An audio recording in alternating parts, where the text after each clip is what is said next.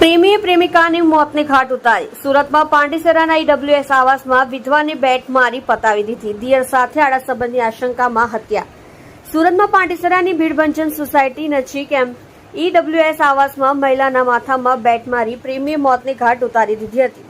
પાંડેસરા પોલીસે પ્રેમી વિરુદ્ધ હત્યાનો ગુનો નોંધવાની તજવીજ હાથ ધરી છે. અત્રે ઉલ્લેખનીય છે કે પ્રેમીને પ્રેમિકાના દિયર સાથે આડા સંબંધ હોવાની આશંકા હોવાથી આ હત્યા કરી હોવાની શક્યતા છે. 3 વર્ષ પહેલા પતિનું ટીબીની બીમારીના કારણે મોત. પાંડેસરા વિસ્તારમાં આવેલી ભીડભંજન સોસાયટી નજીક ઈડબ્લ્યુએસ આવાસમાં રહેતી શાંતાવાળા નામ બદલ્યું છે. એના પતિનું 3 વર્ષ અગાઉ ટીબીની બીમારીથી મોત થયું હતું, જેથી 3 સંતાન સાથે રહેતી ગૌરીને છેલ્લા કેટલાક સમયથી કમલ નામના યુવાન સાથે પ્રેમ સંબંધ હતા.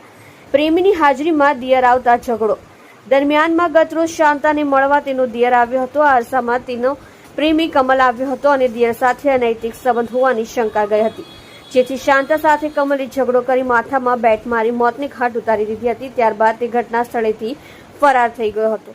વિધવાનું ઢીમઢાળી આરોપી ફરાર. આ મામલે પાંડેસરા પોલીસની જાણ કરવામાં આવતા ઘટના સ્થળે દોડ્યા ગયા હતા. ત્યારબાદ મહિલાના મૃતદેહને પોસ્ટમોર્ટમ અર્થે સિવિલ હોસ્પિટલ ખસેડ્યો હતો.